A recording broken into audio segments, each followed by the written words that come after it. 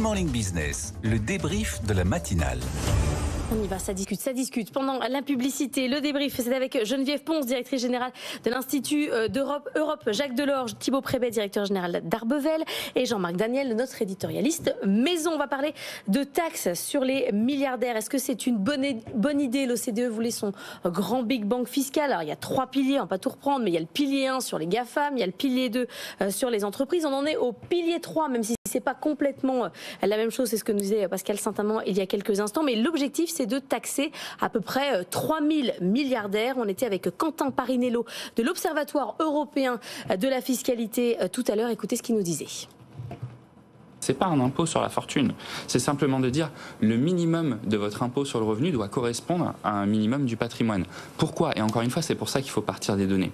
Lorsqu'on regarde l'ensemble des données des administrations fiscales françaises, américaines, italiennes, etc., on voit que tout en haut, il n'y a plus d'impôt sur le revenu qui est payé. Pourquoi? Simplement parce qu'on a des ultra-riches qui structurent totalement artificiellement leur patrimoine pour ne plus avoir de revenus taxables. Ils ont des revenus, simplement ils ne sont pas taxables. Donc simplement on dit qu'il faut un impôt minimum sur le revenu. Il faut forcer ces revenus à devenir taxables. Simplement on dit que pour avoir un minimum qui soit efficace, il faut que ce minimum soit exprimé en fonction de quelque chose qui n'est pas manipulable comme le revenu, puisque les milliardaires manipulent extrêmement facilement le revenu. Il faut un minimum en patrimoine.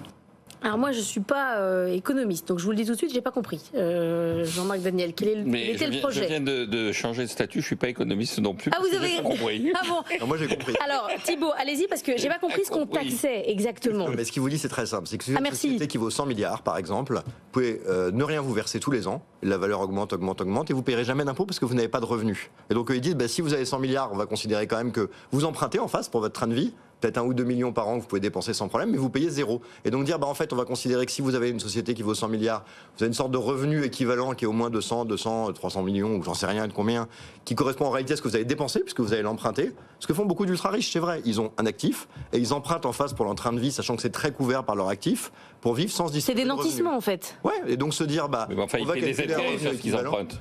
Oui, mais il faut un calcul. On a beaucoup fait ça à une époque où les intérêts étaient aussi quasi zéro. Donc l'idée que c'est très manipulable, c'est vrai. L'idée qu'il y a des gens ultra riches qui payent rien, c'est vrai. Et l'idée en revanche qu'évoquait Jean-Marc, que la coordination au niveau international pour qu'il n'y ait pas simplement la capacité à se déplacer et pas le faire, est nécessaire pour que ce soit vrai. Mais ce raisonnement qui est de dire que quelqu'un qui a un patrimoine qui est professionnel peut ne pas se verser de revenus et du coup limiter son impact, c'est indiscutable. Surtout à des niveaux de très grande richesse. Mais l'idée d'évaluer ce qui est emprunté pour son niveau de vie, là, ça devient compliqué quand même. Non, mais juste se dire, votre revenu minimal, ça doit être un pourcentage qui peut être très faible de la valeur de votre actif, puisqu'on imagine bien que quelqu'un qui est à la tête d'1 milliard, quand même globalement, vit pas avec 10 000 euros par an, donc qu'on considérera un revenu tout étant le niveau. Donc on reconstitue le revenu. Mais par exemple, l'idée de dire, je sais pas moi, que 0,10% de votre patrimoine doit être votre revenu minimum, parce que chacun dépense au moins 0,10 au patrimoine par an, je sais pas si c'est bien ou pas, mais intellectuellement, ce n'est pas faux, et dire qu'on évite ça, c'est pas faux non plus. Après, vous devriez aller travailler à l'Observatoire européen, c'était quand même plus clair. Il faut payer 3% tous les ans, il y a aussi des écarts et des équilibres. Alors le raisonnement n'est pas faux. Je crois que c'est 2%. Jean-Marc. Oui, je trouve ce raisonnement un peu étrange, parce que les gens qui sont obligés de dépenser, à un moment donné, il y a un revenu qui apparaît. Alors ce revenu, il va payer de la taxe sur leur consommation. Ce revenu, il va payer des taxes diverses sur, encore une fois, sur le moment où il est dépensé. Et quant à substituer à un revenu des emprunts, quelquefois on paie des intérêts. Et donc la question qu'on est en train de se poser, c'est est-ce que fondamentalement on préfère payer des intérêts plutôt que des impôts? Et ça pose quand même la question fondamentale derrière tout ça. C'est à quoi est-ce que l'argent que l'on paie sous forme d'impôts est utilisé, et pourquoi est-ce qu'on est arrivé à un seuil d'imposition tel que, alors naturellement, les gens préfèrent payer des intérêts. Préfèrent payer des intérêts plutôt que payer des impôts. Il y a une espèce de vision où c'est une remise en cause du consentement à l'impôt qui est d'une violence et d'une force absolument incroyable. L'impôt devient véritablement vécu comme étant, quelle que soit sa forme, quel que soit son montant, confiscatoire. Et donc à partir de ce moment-là, la vraie question que doivent se poser les États, c'est pas d'aggraver la situation, et les fiscalistes, c'est pas d'aggraver la situation, de se poser la question pourquoi l'État ne rend plus les services qu'on attendait de lui. Geneviève Ponce, cette idée de taxer les milliardaires, elle n'est pas que franco-française, elle n'est pas que dans l'OCDE, elle monte un peu partout.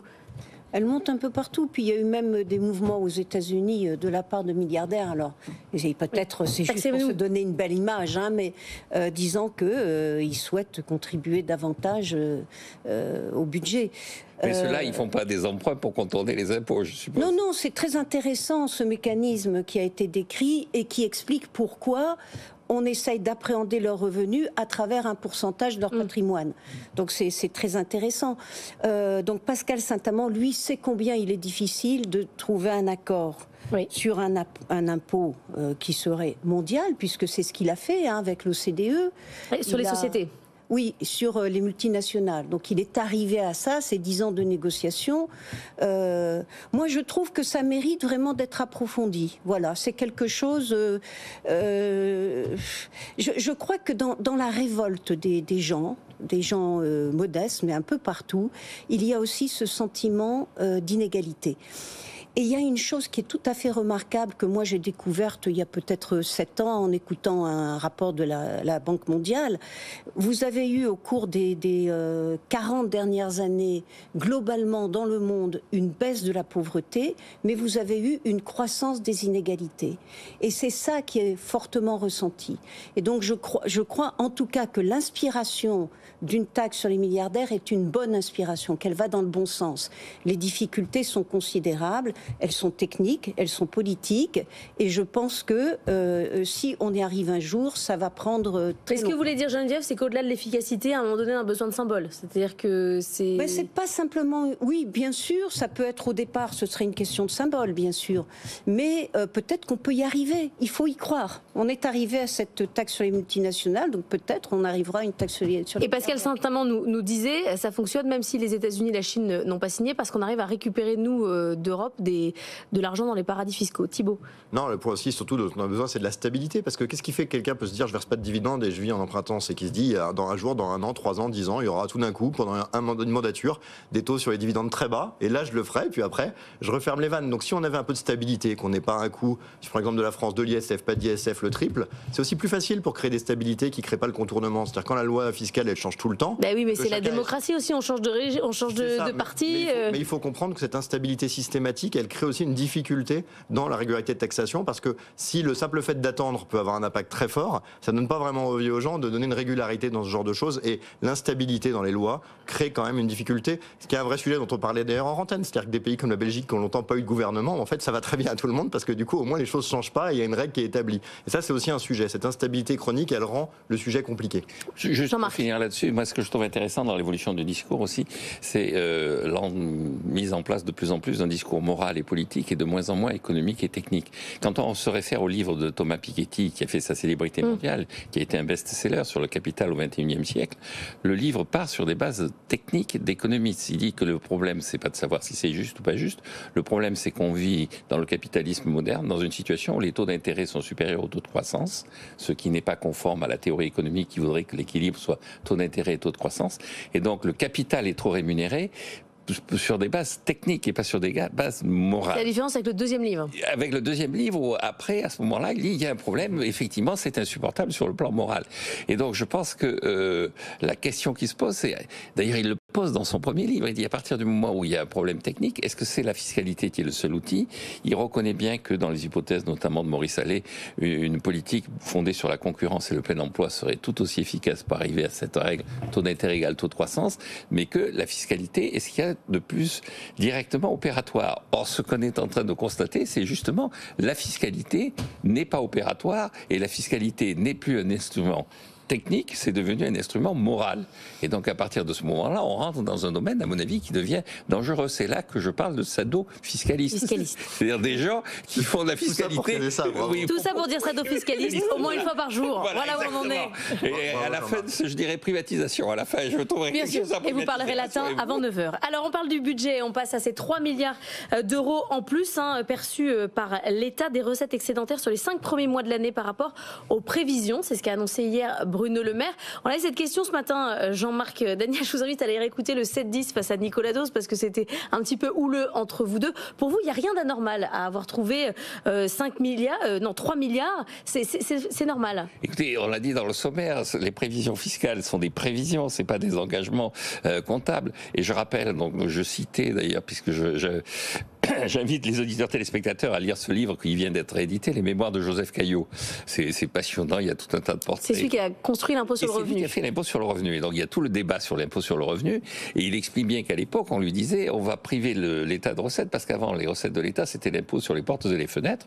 Et là, c'était facile à prévoir. D'une année sur l'autre, il n'y avait pas de modification considérable du parc immobilier. Et donc on savait à peu près combien on allait ramasser d'argent. Et il dit, là, on va rentrer dans une zone où effectivement, l'impôt va devenir beaucoup plus volatile. Et il expliquait que l'engagement de l'État, la vraie contrainte, c'est sur le montant des dépenses, parce que c'est ça qu'on vote, et sur les règles de perception de l'impôt. Mais sur ce que l'on reçoit sous forme d'impôt, il y a effectivement une incertitude. C'est ce qu'on appelle un impôt de quotité en technique fiscale. En quotité, on a les règles. En répartition, on a le montant. Or, on est en quotité.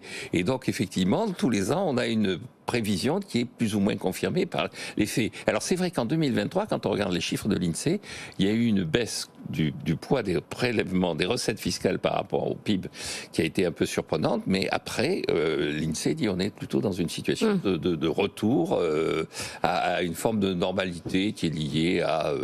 il n'y a pas de truc caché, quoi. Il n'y a pas de truc caché. Pour donner des chiffres très simples aux auditeurs, le PIB français, on va caricaturer, c'est 2500 milliards, les recettes fiscales, c'est 600 milliards, donc au bout de 5 mois, on peut dire qu'on est allé à 250.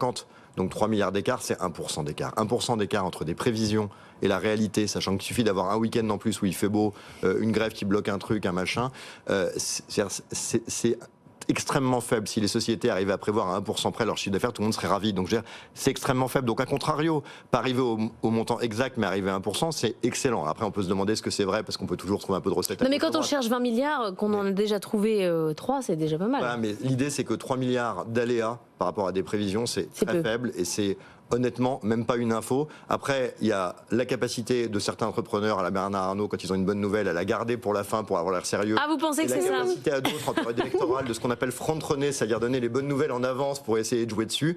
Bon, là... Je sais pas si ça fait bien, quand vous avez le Rassemblement national qui passe son temps à dire il me faudra un audit des comptes publics pour voir la sincérité des comptes. Je sais pas si ça fait bien d'avoir regardé cette info-là. Pas du tout, vous vous rendez pas compte de ce que vous dites. On a des prévisions.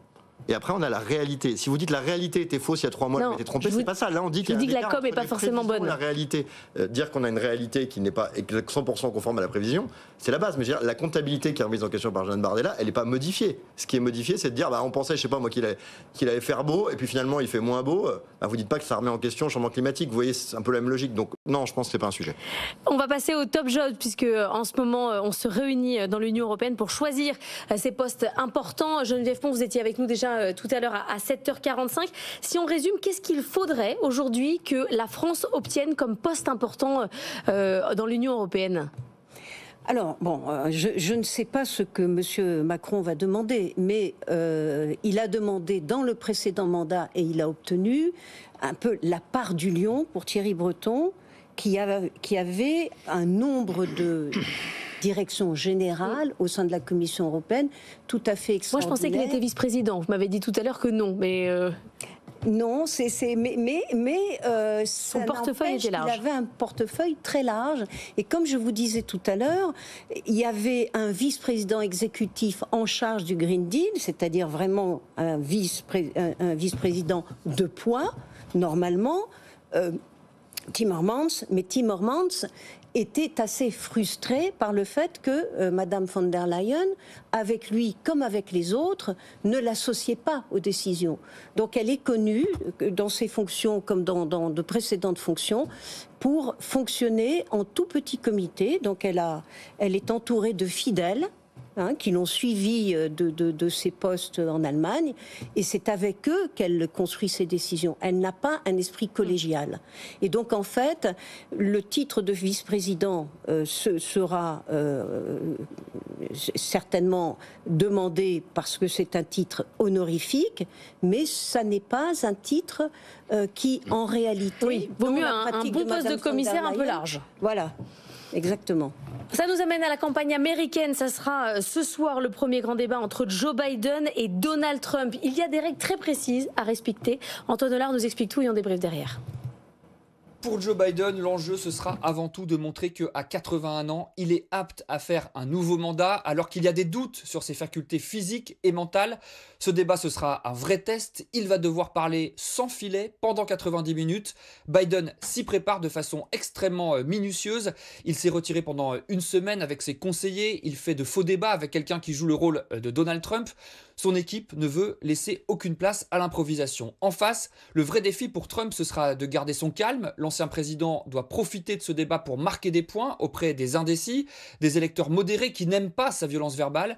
Son entourage lui conseille donc d'éviter les attaques et de parler uniquement du fond, l'immigration, l'économie, des sujets où il a un avantage sur Biden dans les sondages. Alors on verra si Trump arrive à se contenir. Ces derniers jours, il a déjà commencé à attaquer son rival en disant que Biden sera dopé ce soir et qu'on va lui administrer, je cite, une dans les fesses en guise de remontant. Ça donne le ton. Pour éviter que ce face-à-face ne tourne à la foire d'empoigne, les règles en tout cas seront très strictes. Il n'y aura pas de public et les deux hommes ne pourront pas s'interrompre. Leurs micros seront coupés quand ça n'est pas à leur tour de parler. Même Antoine Hollard est gêné quand il dit piqûre dans les fesses, parce qu'on en est là quand même aux États-Unis, Jean-Marc. Maintenant, on dit tout ce qui nous passe par la tête. Oui. Et ce qui est intéressant dans ce genre de débat, c'est que les programmes sont relativement secondaires. On attend la performance des personnes. C'est un peu comme chez nous. Hein. Oui, c'est un peu comme chez nous. Mais moi, j'ai écouté hier le débat au Royaume-Uni, qui est une élection aussi importante que la nôtre et celle des États-Unis. Et effectivement, le véritable enjeu, c'était de découvrir vraiment qui était Keir Starmer, c'est-à-dire. Et il a d'ailleurs dit lui-même que les programmes, on les connaît depuis le temps qu'on débat. Ce qui est véritablement en jeu, c'est la personnalité. Il attaquait les conservateurs sur le fait qu'ils avaient laissé passer des personnalités qui étaient douteuses sur le plan moral. Il n'a pas tellement attaqué le programme des conservateurs, ni même leur bilan, mais leur moralité. Donc là, aux États-Unis, c'est qui est grabataire, quoi. Voilà, parce que les deux, on les connaît déjà. On est dans une situation un peu particulière. On ne découvre personne. Tous les deux ont été présidents déjà. Et donc... Mais il y a quand même une différence. C'est qu'en France, on parle peut-être beaucoup des personnes, mais les programmes sont extrêmement différents. Aux États-Unis, on parle aussi beaucoup d'arguments assez pourris parce que les programmes ne sont pas si différents. C'est aussi ça une des grosses différences. Oui, et puis encore une fois, ils sont connus, les programmes. Oui. Le scope n'est pas très large. Il n'y a pas une rupture entre les deux dernières mandats. Du coup, c'est pas follement intéressant, en fait, Geneviève, ce débat ce soir. Bon, alors, l'un a 78 ans, l'autre 81 ans. Donc le fait est que, certes, l'un est plus jeune que l'autre, mais c'est surtout que Biden a donné des signes de faiblesse à la fois physique, il se déplace un peu difficilement, et puis mental, parce que parfois il dit un mot pour un autre, le nom d'un pays pour un autre, par exemple. Oui, c'est quand même quelqu'un qui appelle François Mitterrand. Mais oui, bon. Maintenant, sur le fond, il y a quand même des débats. Il y a au moins 3 débats. Il y a l'avortement, il y a le respect de la démocratie, et il y a les aspects budgétaires et fiscaux. Et puis, finalement, tout simplement, les performances. Parce que, comme vous disiez, ils ont été au pouvoir l'un comme l'autre. Donc, ils ont comment dire, un passif ou un actif, un bilan. Et celui de Trump, entre 2017 et 2021, est plutôt moins brillant, notamment sur le plan économique, que celui de Biden. On suivra donc tout ça avec attention. C'est cette nuit le débat entre Trump et Biden. On vous débriefera tout demain, la matinale de demain matin. On n'a pas eu le temps de parler d'Amazon. Je sais que ça désespère Thibaut Prévet parce que j'avais promis, mais sachez que cette nuit, Amazon est entré dans le club très fermé des capitalisations supérieures à 2000 milliards de dollars.